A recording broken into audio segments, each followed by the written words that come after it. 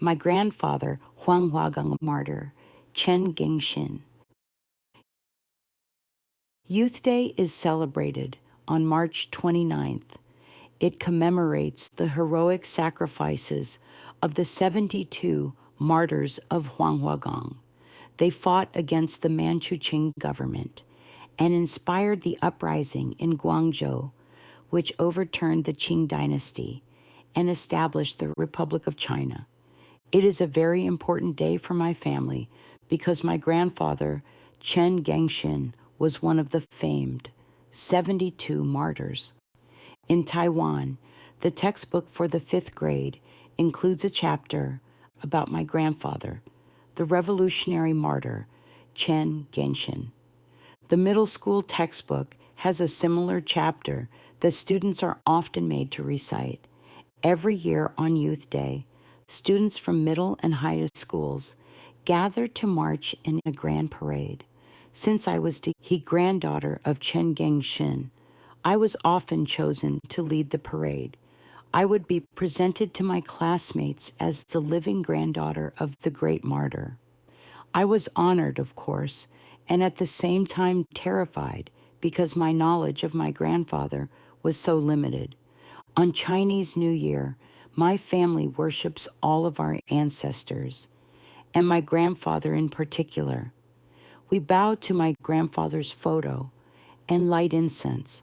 My father said that incense is offered to the ancestors in exchange for their blessings. Dinner is served, but we must not eat until the incense has burned away. By this tradition, we allow the spirit of my grandfather to eat his fill first. We had a photo of him hanging on the wall of our living room. The textbook said that my grandfather was a handsome man, as was my father. Many people have praised me for being beautiful. I think it is because I resemble my grandfather. I have always been curious about him. I have often wondered if he would have liked me if he were still alive. In an attempt to better understand him, I researched his story at the Taipei Central Library. I found several poems he had written. Grandfather was born in 1889. When he was martyred at age 22, he was already a renowned poet. He also excelled in martial arts. He has been romanticized in revolutionary literature. Chen Gengxin was born in ambiguity, but possessed great ambitions. He had a photographic memory. His calligraphic brushstrokes were full and beautiful. His teeth were white as ivory. His eyes shone like jade. He viewed the world through bright, shining eyes and moved easily through it in a body as light as a wind-blown leaf. Faced with danger, he never failed to courageously defend what was right and just, to act as swiftly as the wind and with the power of a storm. He was the quintessential warrior, an artist with a blade, a master equestrian, and a dead shot with long and short firearms. He seemed to always wear a smile and was full of gay spirit. He showed wisdom beyond his years. He carried himself with a good posture. He lived a clean lifestyle, had a great demeanor, and was very personable. At a young age, he was regarded as a prodigy. As he grew and matured, he excelled in all aspects of his schooling. In time, he became noted as a master of everything. My grandmother's father-in-law was the descendant of King Kaiman, a great minister in Tangxizong. The youthful Chen, secret participant of the Great Revolution, was the top choice to marry his daughter. As a young woman, my grandmother was an exquisite and elegant match for my grandfather. An affectionate couple, they trusted and depended upon one another implicitly. Tragically, that happy marriage lasted only 3 years before my grandfather was martyred. In the spring of 1905, my grandfather entered the Japanese firearms and equestrian school. He was only 16 at the time. He learned horsemanship and gymnastics during the day and studied mathematics, Japanese, and English at night. At the age of 19, he graduated first in his class. While he was a student there, he worked with the newly established Union League in Tokyo, an insurrectionist group led by the founding father of the Republic of China, Dr. Sun Yat-sen, and met Chairman Lin Sen grandfather, participated in revolutionary activities under the leadership of this Union League. During the 10th Battle of the Guangzhou Revolution, my grandfather's team attacked the Guangdong and Guangxi supervisory offices. During 3 days and nights of fierce fighting with guns, he killed dozens of Qing soldiers. However, his team was finally overwhelmed and he was captured alive. His heroic exploits impressed the Qing court and captured the sentiments of the whole country. The Qing court considered him as a rare and valuable talent and had no wish to execute him. They granted him a reprieve for the failed insurrection and offered him an official position. However, their offer was rejected. My grandfather preferred to die rather than shift his allegiances to the enemy side. He said, "I am proud to live and die with the rising tide. I only ask my countrymen, hear my voice, and know why I choose to die." So, my grandfather was beheaded. As he ascended the executioner's block, he was said to have been completely calm and laughing to the sky. One of the onlookers said of him, "He is a precious gem within a casing of steel, so beautiful and yet so strong." When I visited the Guangzhou Memorial Hall, I stood before a photo of the martyrs being marched to the execution ground in handcuffs and shackles. One of them resembled my grandfather. I bowed and paid my respect. I am amazed at the measure of a man who would choose to die for something he believed in when he had a beautiful wife and a young son. He had said to his friends, "I am not sorry to die, but I do regret having to leave my wife and son." He was crying when he said this, but then quickly wiped away his tears. When a man faces his own death, he said, eyes now steady and jaw set, he should die as a proper man.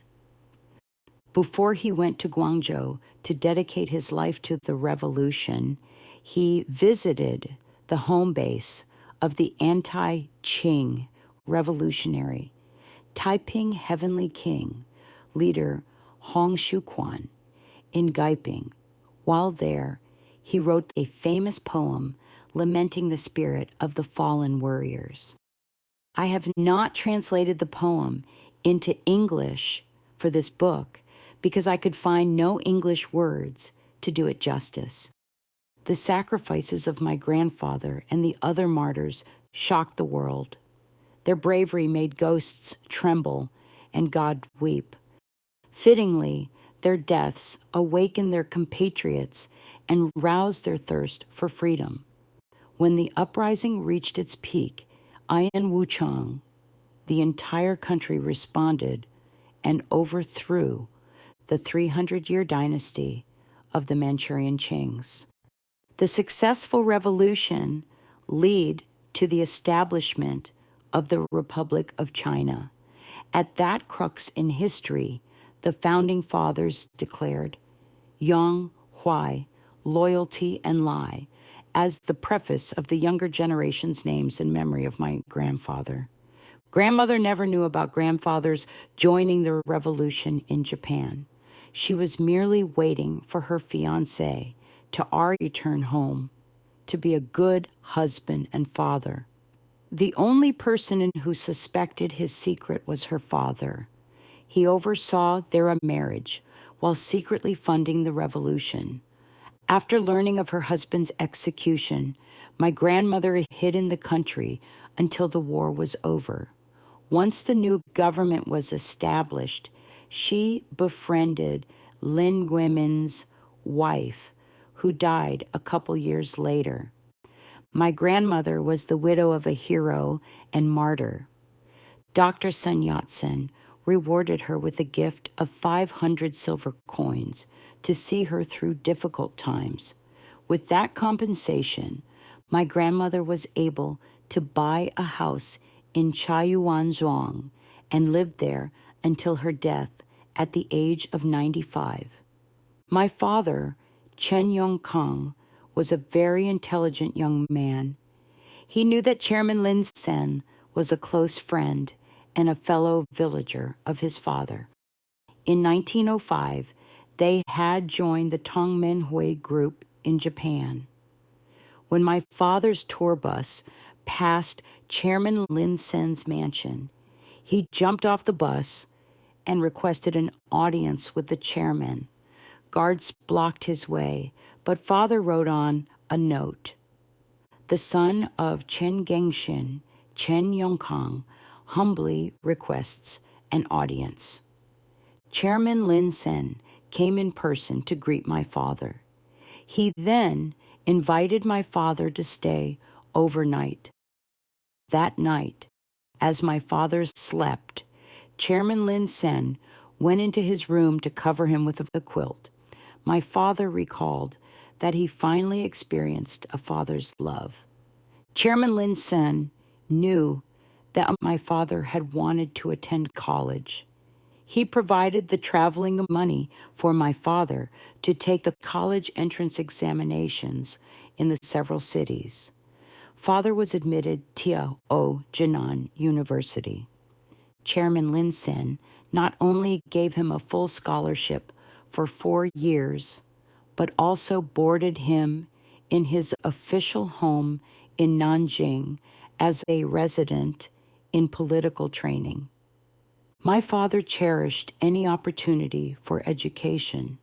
He said that whenever he studied, he could concentrate without moving for 5 hours. After graduating from Jinan University, Chairman Lin Sen sponsored my father's studies at the Tokyo Imperial University with full scholarship. After obtaining a master's degree in the Department of Political Economics, father continued to study at Waseda University in Japan and obtained a law degree. Chairman Lin Sen believed my father was a political talent who could carry the party into the 20th century. So he summoned father to the core of the nationalist government. Father also served as chairman of the Fujian Provincial Party. The heroic sacrifice of grandfather Chen Gengshin and the other martyrs laid a foundation and inspired the Wuchang Uprising half a year later. The 300-year dynasty was overthrown, and the new Republic of China was established. The people were free. Because my father was the only child of my grandfather, I nurtured my siblings. Our naming sequence was based on the Huayi character given by Dr. Sun Yat-sen. We are Huaining, Huaizhen, Huairong, Huaishao, Huaiwen, Huaichong, Huaiqiao, Huaishi, Huaitai, Huaitang, Huaijing, Huaiming. The 12 of us have made achievements at home and abroad. We have thus served our country as valuable citizens. We are the living legacy of grandfather Chen Gengshin, martyr. The New Testament Bible book of John 12:24 says, "I tell you the truth, a grain of wheat will not fall on the ground and die. It will still be one grain. If it dies, it will bear many grains." Indeed, the life of my grandfather Chen Gengshin, revolutionary hero and martyr, was like this far-reaching grain of wheat. His sacrifices spread like ripples in a pond.